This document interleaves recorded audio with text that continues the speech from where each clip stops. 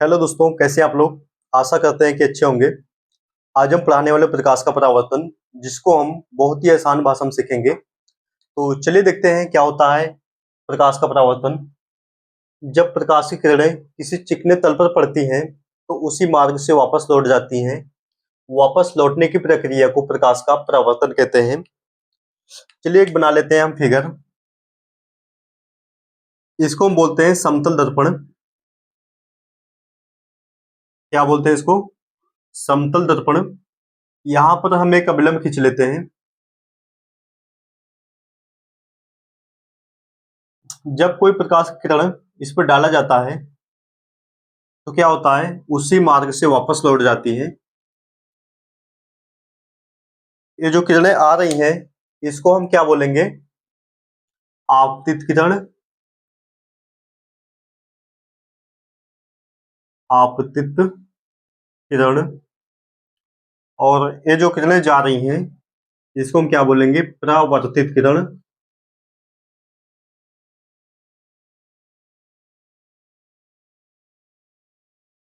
और हम इसको क्या बोलेंगे? अभिलंब।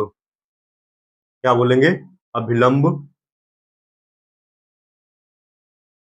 यहाँ पे ये जो कोण बन रहा है इसको हम बोलेंगे एंगल ऑफ इंसिडेंट, जिसको हम आई से डिनोट करते हैं। हिंदी में से हम बोलते हैं आपतन कोण। आपतन कोण। ये वाला जो कोण बन रहा है इसको हम बोलते हैं एंगल ऑफ रिफ्लेक्शन, जिसको हम कोण आर से डिनोट करते हैं। हिंदी में से बोलते हैं परावर्तन कोण।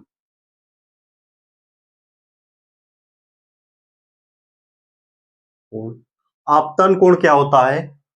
आपतित किरण तथा अभिलंब के बीच का कोण आपतन कोण कहलाता है।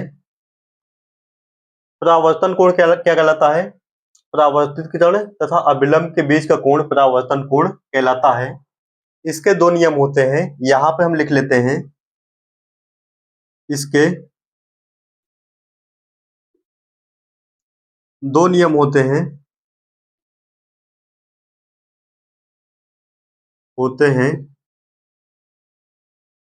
नंबर एक,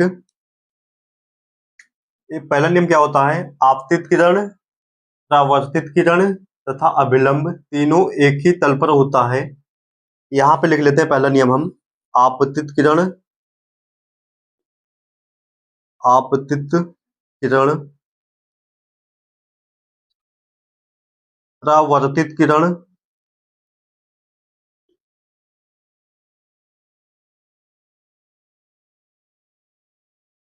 तथा अभिलंब तीनों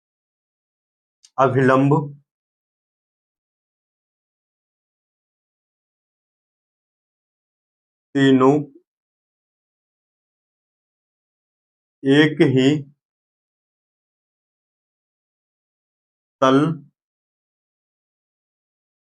में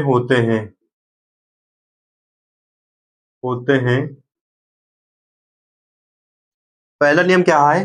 आपतित किरण, परावर्तित किरण तथा अभिलंब तीनों एक ही तल में होते हैं। दूसरा नियम क्या होता है?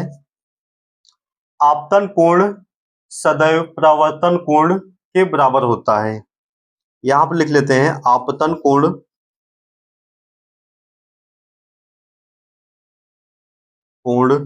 सदैव परावर्तन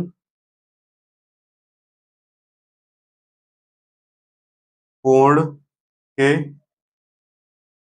बराबर होता है।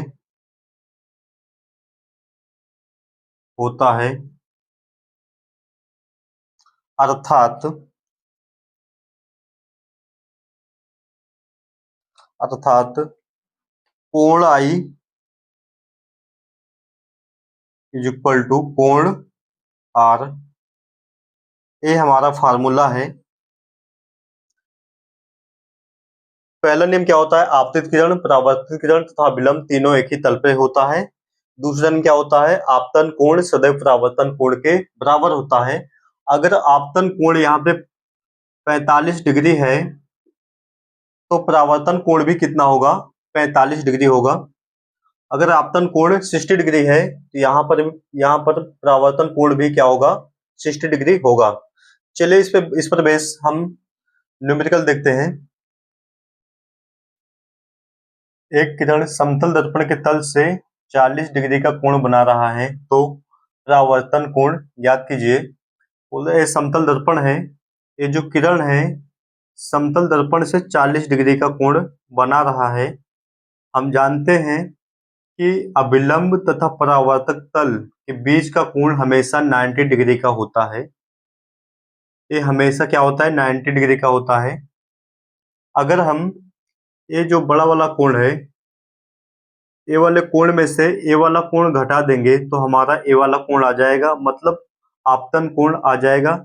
चलिए हम घटा देते हैं, 90 में से 40 घटा देते हैं, क्या आ जाएगा, आपतन कोण आई का मान आ जाएगा। 90 में से 40 गए कितना हो गया, 50 डिग्री। हम जानते हैं कि आपतन कोण हमेशा परावर्तन कोण के बराबर होता है।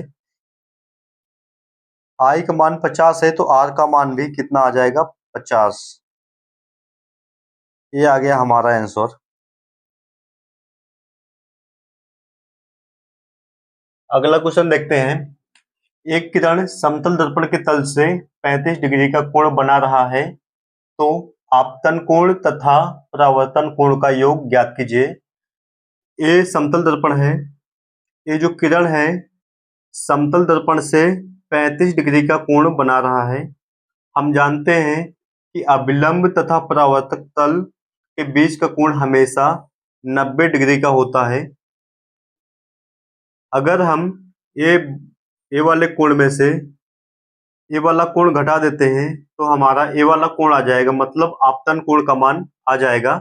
चलिए घटा देते हैं, 90 में से 35 डिग्री घटा देते हैं तो ए वाला कोण आ जाएगा, मतलब आपतन कोण का मान आ जाएगा, कोण आई का मान आ जाएगा।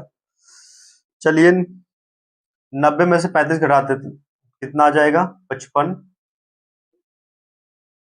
हम जानते हैं कि आपतन कोण हमेशा परावर्तन कोण के बराबर होता है। कोण आई का मान 55 आ गया तो इसलिए कोण आर का मान भी कितना होगा, 55। हमें निकालना है आपतन कोण तथा परावर्तन कोण का योग। योग मतलब प्लस होता है। आपतन कोण आई प्लस परावर्तन कोण आर निकालना मुझे। आपतन कोण कितना है, 55। यहाँ पे प्लस लगाते हैं। परावर्तन कोण कितना है, 55 55 55 110। ये आ गया हमारा आंसर।